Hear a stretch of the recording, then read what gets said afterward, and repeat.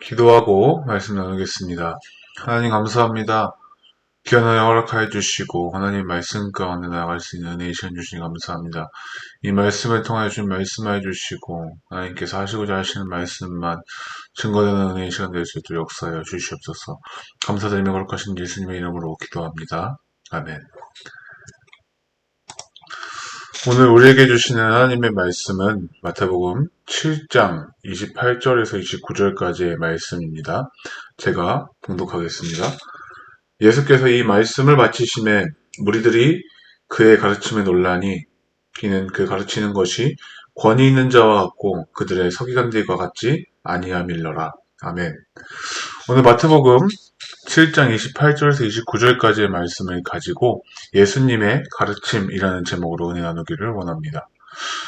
본문을 마태복음 7장 전체로 생각을 하고 28절, 29절을 대표로 본문으로 정했습니다. 산상수훈의 마지막 장인 7장에서 예수님은 산상수훈을 통해서 가르치시려고 했었던 율법의 완성이 무엇인지 오늘 본문을 통해서 말씀하고 계십니다. 마태복음 7장 12절 말씀에 그러므로 무엇이든지 남에게 대접을 받고자 하는 대로 너희도 남을 대접하라. 이것이 율법이요 선지자니라. 아멘. 이 말씀을 생각하면서 동시에 마태복음 5장 17절에 있는 말씀을 같이 비교하면서 보기를 원합니다. 마태복음 5장 17절 말씀입니다. 내가 율법이나 선지자를 폐하러 온 줄로 생각하지 말라. 폐하러 온 것이 아니요 완전하게 하려 함이라. 아멘. 예수님께서는 율법이나 선지자를 폐하러 온 것이 아니라 완성시키기 위하여 오셨다고 말씀하셨습니다. 산상수훈 속 율법과 선지자의 완성이신 예수님의 말씀은 남에게 대접을 받고자 하는 대로 남을 대접하라고 말씀하시는 것으로 귀결될 수 있습니다. 율법이여 선지자니라 하신 그 말씀이 남을 대접하는 것과 동일하다는 것이죠. 그렇다면 남을 대접한다는 것이 무엇인지 한번 같이 좀 알아봤으면 좋겠습니다. 마태복음 5장 21절부터 7장 끝까지 그 말씀이 나와 있습니다. 간략하게 말씀을 드리면 남을 대접한다는 것은 하나님의 뜻대로 행하는 것을 이야기합니다. 어떻게 그런 결론을 내릴 수 있냐라고 질문하실 수 있을 것 같습니다. 그 질문에 대한 답은 마태복음 7장 21절에서 23절까지의 말씀을 통해서 한번 그 답을 이어나가 보려고 합니다. 21절입니다. 나더러 주여 주여 하는 자마다 다 천국에 들어갈 것이 아니요 다만 하늘에 계신 내 아버지의 뜻대로 행하는 자라야 들어가리라. 22절입니다. 그날에 많은 사람이 나더러 이르되 주여 주여 우리가 주의 이름으로 선지자 노릇하며 주의 이름으로 귀신을 쫓아내며 주의 이름으로 많은 권능을 행하지 아니하였나이까 하리니 23절입니다. 그때 내가 그들에게 밝히 말하되 내가 너희를 도무지 알지 못하니 불법을 행하는 자들아 내게서 떠나가라 하리라. 아멘. 지금 22절에 나오는 그날에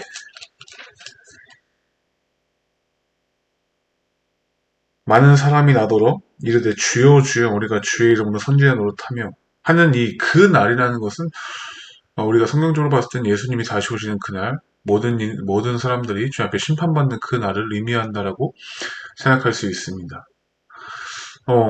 주의 이름으로 선지자 노릇하고 주의 이름으로 귀신을 쫓고 주의 이름으로 많은 권능을 행했지만 왜 그들은 천국으로 인도함을 받지 못했을까요? 그때의 23절이죠. 그때에 내가 그들에게 밝히 말하되 예수님은 그들에게 밝히 말해주신다고 합니다. 무언가 그러면 그 앞에 어두움이 있었기 때문에 밝혀서 말해준다. 그것이 드러나지 않은 것을 무언가를 오픈해서 얘기해준다는 말씀이실 텐데요. 그것은 어떤 것인지에 대해서 우리가 성경을 통해서 바라보는 것은 바로 21절에 나와 있는 내 아버지의 뜻대로 행하는 자가 천국에 들어갈 것이기 때문에 예수님은 그것에 대해서 밝히 말하되 라고 말씀하고 계신 겁니다. 그때 내가 그들에게 밝히 말하되 내가 너희를 도무지 알지 못하니 불법을 행하는 자들아 내게서 떠나가라. 천국에 들어갈 사람은 하늘에 계신 아버지의 뜻대로 행하는 자들이 가는 곳이라고 했는데 왜 그들은 주의 이름으로 선지자 노릇하고 주의 이름으로 귀신을 쫓고 주의 이름으로 권능을 행했는데 천국에 들어가지 못했을까요? 우리 성도님들 대답하신 줄로 믿습니다. 바로 그들은 주의 이름으로 행했다고 하지만 그 일이 하나님의 뜻과는 관련이 없었다라는 것을 예수님은 말씀하고 계신 겁니다. 아무리 선지자 노릇을 하고 귀신을 쫓아내고 권능을 행했다고 할지라도 하나님의 뜻이 아닌 자기의 의를 드러내고 자기의 일을 드러내는 일이 아니라 하나님의 일을 한 것처럼 보이지만 그 일을 통하여 자신의 이름이 높아진 것에 대해서 하나님은 인정해 주시지 않는다는 것입니다. 하나님이 역사하실 수 있지만 하나님은 하나님의 것으로 받지 않으십니다. 하나님은 순종을 제사보다 귀하게 여기시기 때문입니다.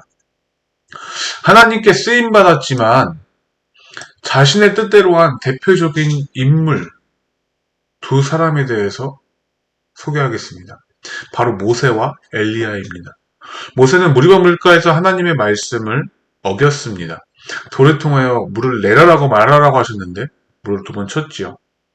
하나님의 거룩하심이 아닌 자신의 분노를 드러내었고 모세는 그 일로 인해서 가나안 땅으로 들어갈 수 없고 그 다음 시대인 여호수아에게 기름 부어 사역의 끝을 마주하게 됩니다.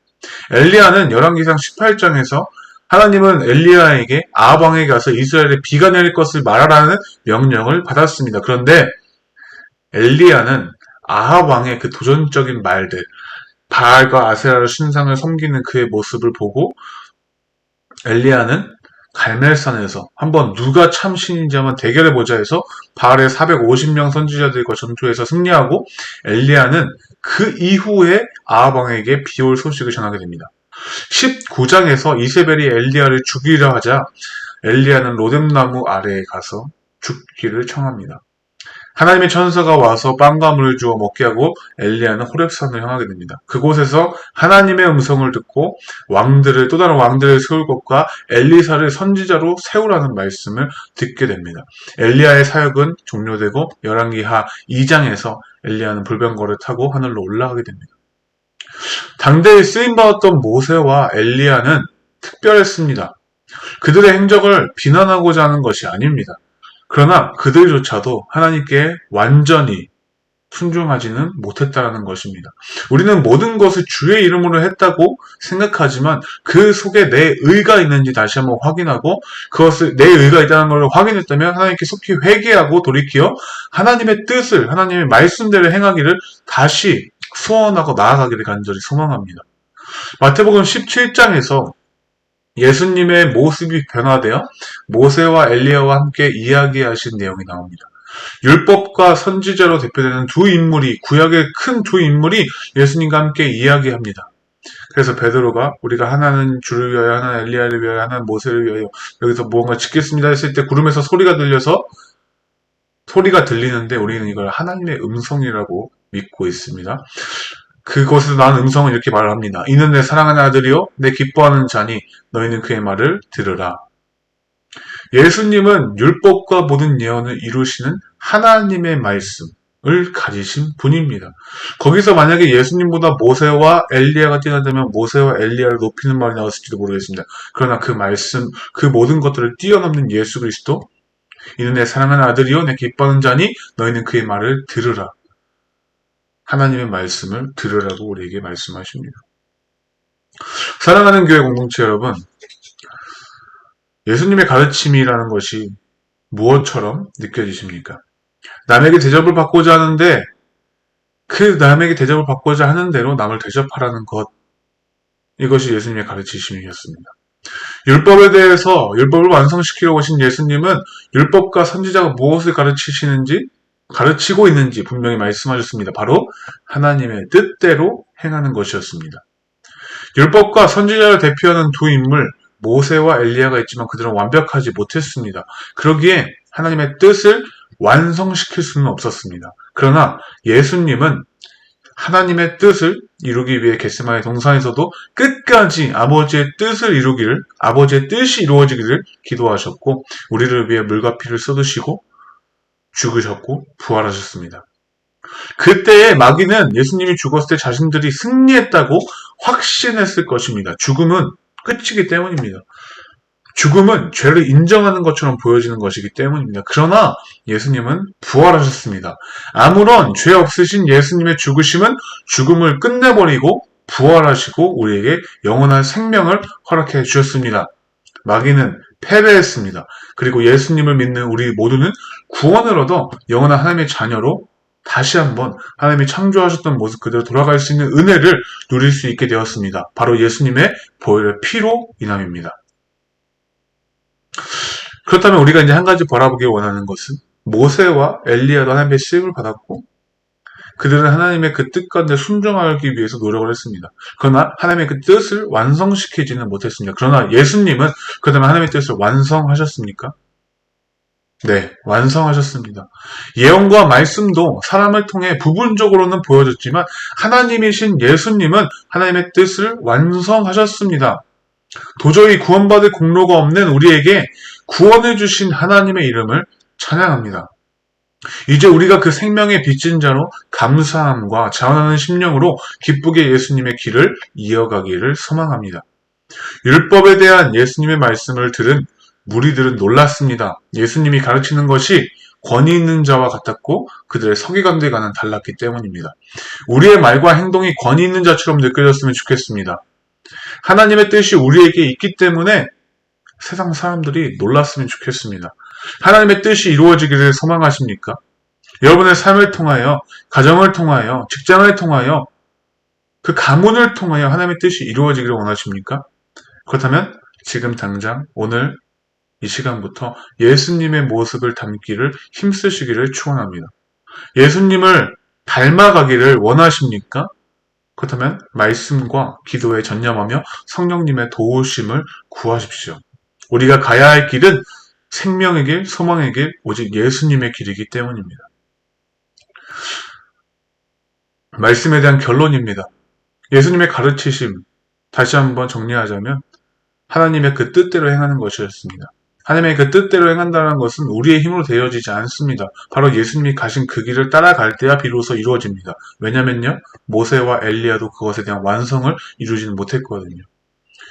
하나님이 우리에게 주시는 율법은, 하나님이 주시는 우리에게 주시는 그 말씀들은 우리를 살아가게 하는, 하나님을 바라보게 하는 영원한 생명으로의 초대를 이야기합니다.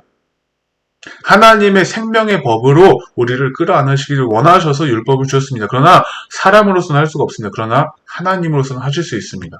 그래서 하나님이신 예수님이 이 땅 가운데 오셨고 그 모든 일을 완성하셨습니다. 그래서 율법의 완성은 오직 예수 그리스도 그분의 말씀에 있습니다. 우리가 그것을 고백하고 인정하고 감사하면서 하나님 앞에서, 사람들 앞에서 좀 사랑받고 귀하게 여김을 받는 우리 가스페문학교의 모든 공동체 되기를 간절히 소망합니다. 기도하겠습니다. 하나님 감사합니다. 허락하여 주신 귀한 날, 아버지 하나님 말씀 가운데 순종하며 나아가는 우리 가스페문학교의 모든 성도님들 삶 가운데 동행하여 주시고 말씀하여 주시고 예수 그리스도 더욱더 닮게 하셔서 하나님이 인정해 주시는, 하나님이 바라봐 주시는 하나님의 권위, 하나님의 말씀을 가진 자, 하나님의 말씀의 권위를 가진 자, 하나님의 마음을 가진 자들로 살아가는데 조금 더 부족함이 없도록 성령 하나님 함께 하시고 돌보아 주시옵소서. 감사드립니다. 거룩하신 예수님의 이름으로 기도합니다. 아멘.